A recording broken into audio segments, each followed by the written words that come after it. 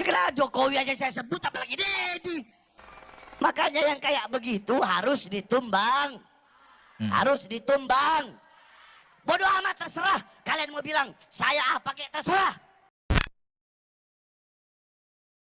Assalamualaikum teman-teman. Rupanya nih ya seakan-akan makin rame nih teman-teman ya. Setelah sebuah narasi yang dilontarkan oleh Habib Bahar bin Smith kepada Kang Deddy Mulyadi. Ya, bahwa seakan-akan Kang Deddy Mulyadi itu ya menciptakan sebuah kemusyrikan di daerah tertentu. Ya, bahwa Kang Deddy Mulyadi itu berusaha untuk menghidupkan ya nilai-nilai kebudayaan yang bertentangan dengan syariat lah. Ya, bahwa Kang Deddy Mulyadi itu ya ingin menghilangkan nilai-nilai keislaman lah dan lain sebagainya ya kalau kami duga seperti itu. Nah, rupanya ini direspon teman-teman. Rupanya ini hal ini tuh sampai kepada Kang Deddy Mulyadi. Ya, jadi ada sebuah video di mana video ini itu akan merespon pernyataan-pernyataan atau sebuah narasi-narasi yang dilontarkan oleh Habib Bahar bin Smith atau kepada teman-teman yang semisalnya Habib Bahar bin Smith teman-teman. Ya, dan ini menarik teman-teman. Kita akan mendengarkan penjelasan langsung ya pernyataan langsung dengan tegas ya daripada ya Kang Deddy Mulyadi. Ya, silakan simak sampai selesai. Itu kan orang pemahaman Sunda Wiwitan mereka pahami sebagai agama. Iya. Saya Sunda Wiwitan saya pahami sebagai ajaran Sunda Wiwitan. Wiwitan itu asal, awal. Ya Sunda Wiwitan Sunda yang mengajarkan tentang awal manusia penciptaannya, kecintaan terhadap lingkungan, kecintaan terhadap bersama, tidak boleh berbuat berlebihan. Silih asa, silih asi, silih asu. Ya, ya, jadi ini teman-teman Kang Deddy Mulyadi ini berusaha untuk menghidupkan kembali nilai-nilai kebudayaan Sunda teman-teman di daerah yang beliau pimpin. Nah, hal ini itu dianggap oleh sebagian orang, sebagian kaum muslimin itu justru ya, menimbulkan atau menghadirkan nilai-nilai kemusyrikan di tengah masyarakat. Itu dianggap sebagian hal seperti ada kaum muslimin yang menganggap seperti itu. Ya maka Kang Deddy Mulyadi di sini menjelaskan ya, bahwa tidak loh, ya seperti ini loh maksud saya Sunda Wiwitan itu seperti ini. Ya, coba kita lanjut teman-teman. Filosofis dan nilai-nilai ajaran. Ya. Terus apa salahnya? Bukan sebagai bagian dari agama yang perlu. Nah, pertanyaannya saya adalah dari sistem ajaran nilai yang diajarkan tentang ketuhanan, kemanusiaan, lingkungan, apa yang salah? Tunjukin di 1000 patung itu di mana? Mereka bilang seperti itu. Lo enggak, mereka salah pemahaman. Di Purwakarta itu patung tuh bukan barang baru. Patung bukan barang baru di Purwakarta teman-teman. Purwakarta itu punya industri keramik pleret, ya kan? Membikin celengan dari tanah liat, celengan semar, terkenalah celengan Paleret. Jadi itu asli Purwakarta. Celengan Paleret dibikin patung celengan yang besar-besar, yang harimau, yang itu, yang ini. Nah, ada Artinya kalau seperti ini narasi beliau bahwa sebelum Kang Deddy Mulyadi itu menjabat di Purwakarta sebenarnya sudah ada ya patung-patung tersebut teman-teman. Pleret namanya Menong. Nah, Menong itu adalah identitas Pleret dan menjadi khas Purwakarta hari ini. Saya menjadikan Menong hari ini menjadi asalnya mukanya perempuan Menong itu, ya kan? Diganti oleh saya mukanya jadi wayang 2 muka. Kalau ada Dorna, di baliknya ada Semar. Kalau ada Yudhistira, di baliknya ada Duryodhana. Kalau ada Sangkuni, di baliknya ada Bisma. Jadi manusia itu 2 muka. Saya pasang di gerbang masuk ke arah Purwakarta lewat Jatiluhur. Itu khas yang bikinnya orang Pleret. Iya. Itu identitas kita. Terus pertanyaan saya, yang problem apa? Nah, berhala ya konsisten. Kalau patung itu dianggap berhala dan tidak boleh, bikin keputusan yang menyeluruh untuk seluruh orang Indonesia. Iya. Dalam keputusan Kepres, dalam Perpres, dalam undang-undang. Karena saya penyelenggara konstitusi. Pertanyaan saya adalah, kenapa sih kalau patung harimau Kodim nggak dimasalahin? Ya. Masuk akal juga sih teman-teman ya. Kalau beliau dikritik, ditentang karena membuat patung di daerah Purwakarta misalkan, atau mungkin nanti secara umum di Jawa Barat, ya, seharusnya juga dipermasalahkan dong patung-patung yang lain gitu. Kenapa patung Lodaya di Polres nggak dimasalahin? Kenapa patung polisi nggak dimasalahin? Kenapa patung tentara nggak dimasalahin? Sepertinya memang. Nah di Jakarta patungnya lebih gede, patung Sudirman. Nah persoalannya kenapa sih patung yang gede di Jakarta yang dimasalahin, yang di Purwakarta yang kecil-kecil?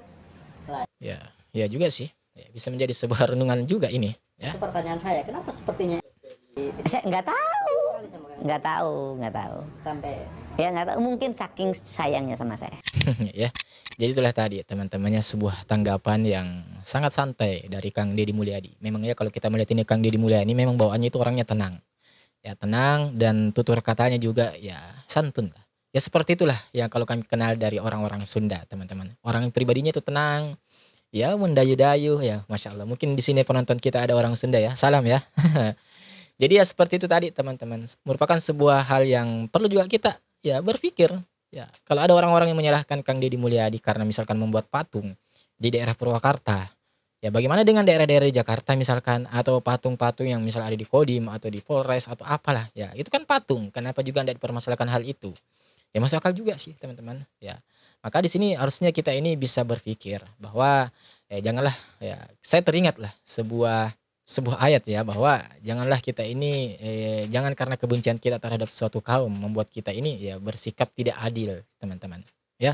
Kalau kita mengkritiki dari Kang Deddy Mulyadi karena membuat patung ya harusnya kita juga kritiki ya pemerintah daerah yang lainnya ya, kenapa hanya Kang Deddy Mulyadi ya, itu tadi sebenarnya teman-teman masalah budaya ini ya, masalah budaya dan agama sebenarnya ini bisa berjalan ya beriringan sebenarnya ya, sebenarnya bisa. Ya, dengan catatan selama budaya itu tidak menyelisih daripada syariat atau nilai-nilai syariat agama kita. Ya, sebenarnya itu. Jadi jangan kemudian kita ini mau istilahnya terlalu keras di sini dalam artian mau mempermasalahkan ini berlarut-larut. Karena sebenarnya itu agama ya dan budaya itu bisa berjalan beriringan. Bisa. Ya contoh ya kain batik. Kain batik itu merupakan bagian dari ciri khas budaya kita bangsa ini.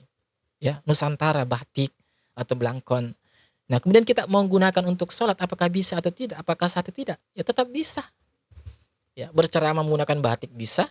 Ya sholat menggunakan batik atau belangkon juga bisa. Karena itu bagian daripada aksesoris yang tidak memiliki nilai-nilai ya bertentangan dengan syariat kita teman-teman. Termasuk keris. Ya keris kemudian apa tuh? Ya kujang ya salah satu khas di Sunda. Nah apakah bisa kita pakai sebagai umat Islam? Kalau kita sekedar pakai, selama kita tidak memiliki keyakinan terhadap benda tersebut bisa mendatangkan kemudaratan atau keburukan atau kebaikan, sah-sah saja. Sebagaimana Ustaz Muhammad Faizar, beliau memiliki keris. Ya karena beliau tidak memiliki anggapan atau tidak meletakkan kepercayaan tertentu terhadap barang tersebut. Ya jadi makanya saya katakan tadi teman-teman, agama dan budaya itu sebenarnya dapat berjalan berdampingan. Ya, tidak perlu kita benturkan. Ya, selama tidak bertentangan dengan syariat agama. Ya, agama dapat mempengaruhi budaya dengan ya memberikan nilai-nilai, ya norma-norma, aturan-aturan dan pandangan-pandangan ya tentang kehidupan. Ya, sedangkan budaya itu dapat mempengaruhi agama dengan memberikan bentuk-bentuk ekspresi, ya adaptasi, akomodasi dan inovasi terhadap ajaran-ajaran agama. Jadi sebenarnya ya makanya itu saya tadi katakan selama budaya tersebut tidak menyelisih daripada syariat agama kita, ya maka kita enggak apa-apa, ya kita terima. Ya, berbicara soal patung. Ya, tentu patung kita ketahui teman-teman. Ya, khusus kita bicara tentang patung. Patung di dalam agama kita itu tidak dibenarkan. Ya, membuat patung itu ada ancaman tersendiri bagi mereka yang membuat patung di dunia. Ada ancaman tersendiri kelak di akhirat. Ya, itu sudah jelas. Ya, bagi mereka yang membuat patung atau menggambar makhluk yang bernyawa, itu kelak di akhirat dia akan disuruh untuk memberikan nyawa terhadap patungnya, untuk menghidupkan. Ya, dan ketika ia tidak bisa menghidupkan, kelak di akhirat tidak bisa memberikan nyawa, maka orang tersebut akan diazab Allah. Ya itu.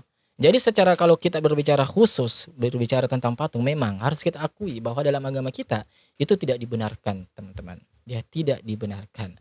Nah, cuman ya itu tadi, kita kan hidup di negara yang mayoritas yang notabene adalah berlandaskan ya demokrasi yang nilai-nilainya itu bukan ya nilai-nilai Islam. Ya, artinya demokrasi lah. Maka tentu kita kembali ya mengacu kepada ya hukum yang berlaku di negeri ini. Ya selama memang di dalam undang-undang itu tidak ada larangan secara khusus dan spesifik untuk membuat patung, ya maka kita sebagai seorang muslim ya tidak bisa memaksakan kehendak kita untuk orang itu tidak melakukan hal seperti itu. Ya. Kalau sekedar kita mendakwakan dan mengingatkan sekedar itu, ya itu nggak masalah. Tetapi kalau kita sampai memaksa untuk orang tidak melakukan perbuatan yang membuat patung misalkan, ya maka itu akan berlawanan dengan ya itu tadi nilai-nilai atau asas-asas yang sudah berlaku di negeri kita ini yang notabene bukan ya hukum syariat Islam ditegakkan di sini. Ya lagi-lagi itulah harus kita akui bahwa ya itulah salah satu konsekuensi ya suka ndak suka kita sebagai umat Islam tinggal di negara yang notabene bukan berasaskan hukum Islam, teman-teman. Artinya ya kembali bahwa itulah Allah Subhanahu wa taala tidak akan la yukallifullahu nafsan illa wus'aha. Ya, kita tidak akan dibebani suatu hal tertentu di luar dari kesanggupan kita. Kita enggak disuruh Allah itu beribadah ya harus begini, enggak, melainkan kita disuruh Allah itu disuruh bertakwa itu sesuai dengan kesanggupan kita. Ya kita semua tentunya mau menginginkan bahwa syariat Islam itu tidak hanya berlaku untuk kita atau di kehidupan kita pribadi, tetapi bagaimana itu bisa berlaku secara umum di masyarakat. Ya tetapi tentu kita mesti menyadari kita tinggal di negara yang notabene bukan hukum Islam diterapkan. Ya artinya itu tadi kembali kepada nafsi-nafsi. Kita boleh menyampaikan, kita boleh berdakwah tentang hukum membuat patung misalkan atau hukum menggambar makhluk yang bernyawa. Ya sebatas itu kita boleh mendakwakan. Tetapi kalau kita sampai memaksa, ini tentu beda cerita, teman-teman. Tentu hal yang keliru di negara kita ini. Ya, karena semua orang itu berhak dan tentu akan kembali kepada undang-undang ya. Jadi semoga video ini bermanfaat untuk kita semua dan insya Allah kita ketemu lagi di video selanjutnya. Wassalamualaikum warahmatullahi wabarakatuh. Barakallahu fikum.